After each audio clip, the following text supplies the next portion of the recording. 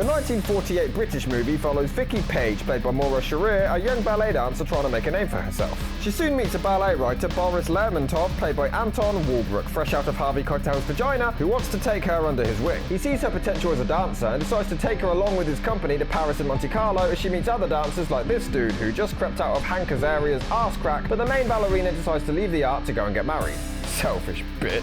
And he wants Vicky to be the next big star and therefore puts her in his new ballet called What Else? The Red Shoes. The screenplay was written by Emmerich Pressburger, loosely based on the Hans Christian Andersen story. It was originally intended to be a catapult for Alexander Corday's future wife at the time, Merle Braun. Many years passed without the script being produced, leading to Pressburger and director Michael Powell rewriting the screenplay and adding more emphasis on the actual dancing before finally beginning production themselves. The filmmakers opted to use dancers who could act rather than actors who could dance. In order to prepare for a massive ballet sequence in the middle of the picture, they even created their own ballet company entitled Royal Ballet. The movie inspired other films to take ballet a lot more seriously. It was this that led to Gene Kelly including ballet in An American in Paris. The movie itself cost a lot more to make than expected, but the company had no faith in it whatsoever. They tried to bury the movie completely by giving it absolutely no premiere at all, just showing it at late screenings in London cinemas. Slowly but surely it started to gain a following and the studio thought maybe it had potential after all. The movie even sat on a shelf for nearly a year after completion even before giving it a chance. The original story follows a woman who purchases some, well, red shoes, and the shoemaker who sells them is actually rather demonic. They end up controlling her to dance against her will, leave her boyfriend, and ultimately ends in her untimely death. Unfortunately, that actually sounds really cool.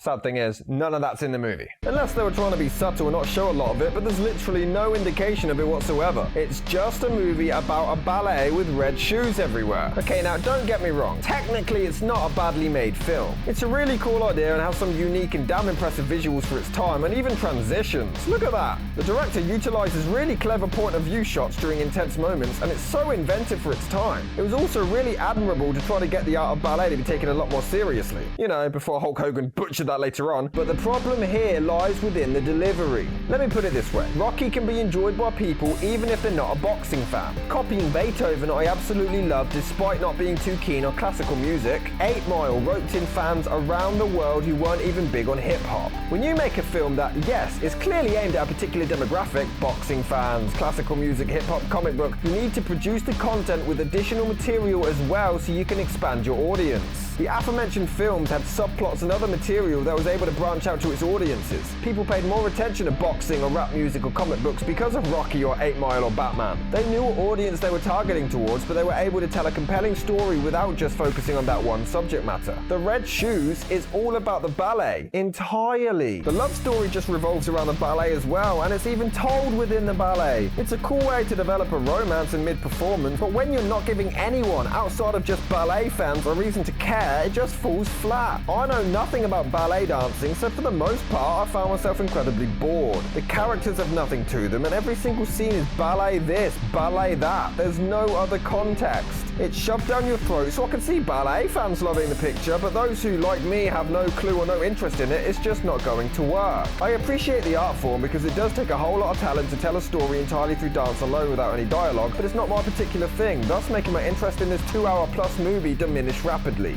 They constantly blurt out nonsense about the musical score in the ballet as well, and it's just not interesting. It's boring, and I'd find drinking my own urine whilst juggling stillborn babies more exciting. I've asked my niece to dance with us tonight. I've asked myself to not open my mouth so much when I talk tonight. He doesn't even look like the love of his life just died right in front of him. It looks more like he's inconvenienced and annoyed at the situation. Oh, come on, how can I go to the coroner's?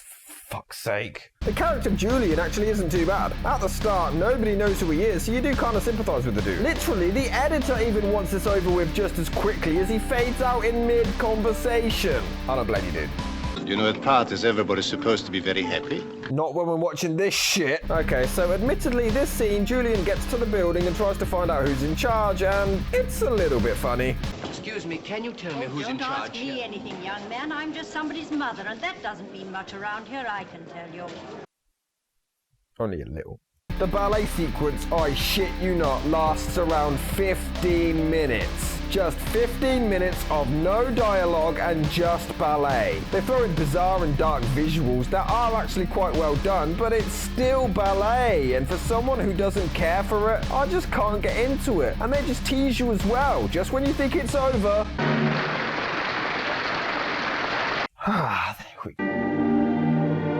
Oh, come on! Julian cuts this nice little speech about his love for her, and it's delivered and written quite well. It gets darker towards the end, but it's all just edited so sloppily and lazily. None of the cuts that they make any sense, and it's completely out of context from the previous ones.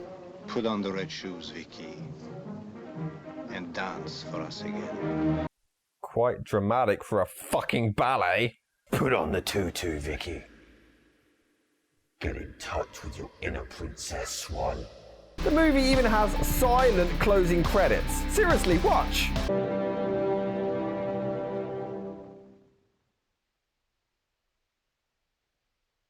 It's like they're holding their own moment of silence for all the deaths that they inevitably caused beforehand. So we see Vicky preparing for the play, and she's already wearing the red shoes. However, when the play begins, she's not wearing them and doesn't put them on until midway through. This was apparently intentional. The director wanted people to notice but overlook it as symbolism for Vicky not being able to stop dancing or something. Not only was the movie a pain in the ass to watch, but it was also a pain in the ass to make. Just on the first day of shooting, lead Maura Sharir got bad sunburn and developed blisters on her back. She'd also end up wrenching her neck, getting a scratch that turned into abscess, all from being suspended in a harness for up to as long as 8 hours while being bombarded with wind machines. She didn't even want to do the film in the first place. Michael Powell tried to get her to say yes for an entire year before she finally agreed.